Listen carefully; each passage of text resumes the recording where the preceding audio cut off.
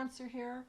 This is my little video on how to do an interactive scrapbook page using the LeaFrance's cross stitches stencil.